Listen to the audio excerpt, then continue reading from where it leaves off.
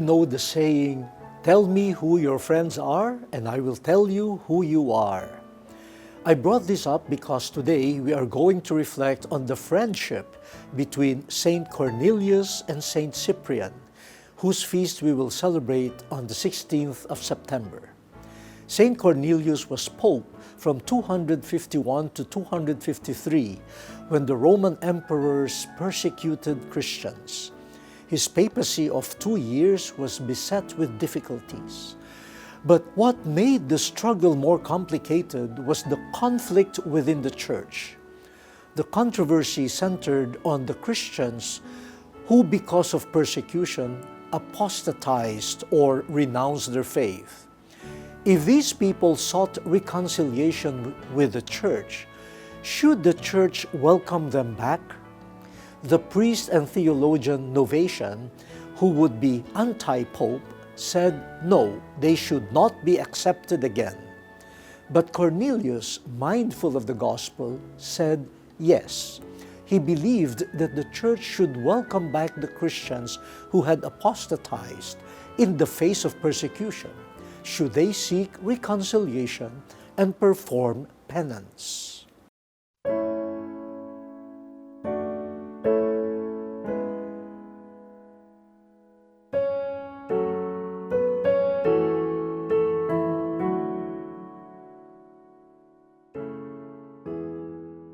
Surely Cornelius' heart was that of a pastor and shepherd, and the Council of Bishops affirmed his position on the controversy. Among those who supported Cornelius was his friend Cyprian, Bishop of Carthage. As a good friend and as a good Christian, Cyprian participated in healing the conflict caused by the differing views on the controversy. But you might ask, Cardinal, was that not about politics and alliances? Let us read first what Saint Cyprian thought about the unity within the Church.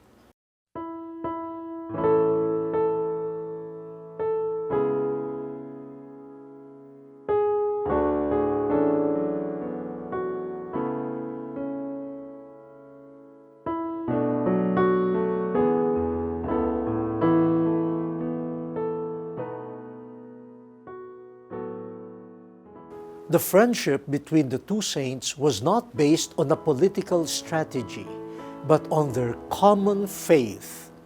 Let us remember the teachings of the risen Lord. The peace which He breathed on His disciples always involved giving and receiving forgiveness. If we are heirs of Christ, as Saint Cyprian put it, we must then be lovers of peace. Why further ostracize fellow Christians who had failed in witnessing their faith in the face of persecution, but are now humbly finding their way back when we can help restore and help strengthen their faith by being channels of forgiveness and peace? We must heal the wounds that divide us and that distance us from one another, instead of pointing fingers at each other, condemning each other, denying one another forgiveness and peace, the very gifts of the risen Lord. And as we see in Saints Cornelius and Cyprian, we must seek friendships that encourage and support us in doing what Jesus did, especially to sinners and outcasts. We will be blessed if we have friends like Cornelius and Cyprian. Saints Cornelius and Cyprian, pray for us.